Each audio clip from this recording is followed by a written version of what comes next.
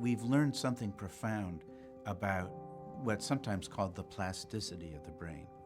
That the brain is malleable, is able to change.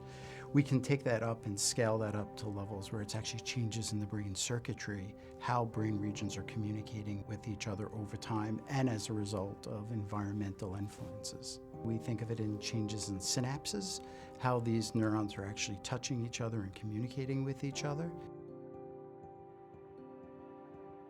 And we know in depression that the number and the strength of these interconnections decreases. With ketamine, we see a regrowth in the interconnectedness and number of these synapses to connect with each other. Ketamine is a drug that, at this point, is reserved for people who haven't had an adequate response to at least 2 prior trials of antidepressant medications. We think that one of the things that ketamine does that helps to explain its antidepressant effects is help the brain to regrow the synapses, the connections between nerve cells. So we think that we're actually targeting a different system in the brain than typical antidepressants are targeting. And that may be why ketamine works so well even for patients who have not had success with a number of different standard antidepressants.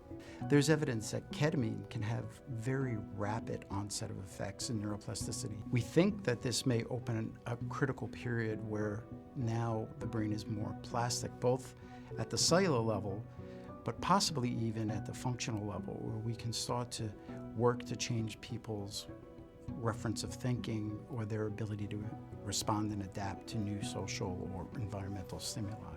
With ketamine, what we're doing is pinging the brain and triggering the brain's resilience mechanisms to promote the maintenance of healthy circuits in the brain. The real goal is to have treatments that can maintain that response.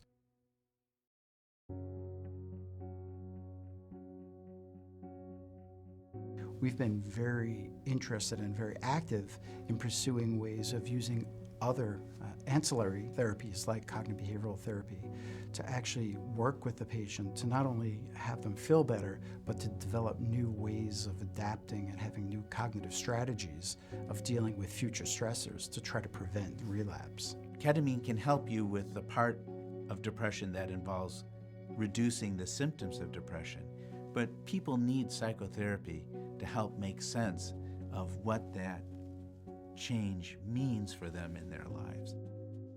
So we think of ketamine as part of treatment, but not the entire treatment. When you watch patients get treated, it's really exciting because patients come in clearly struggling, clearly suffering, and you can see a change on their face. And when you think about the average amount of time that it takes for a standard antidepressant trial to work, it's 2, 4, 6, 8 weeks.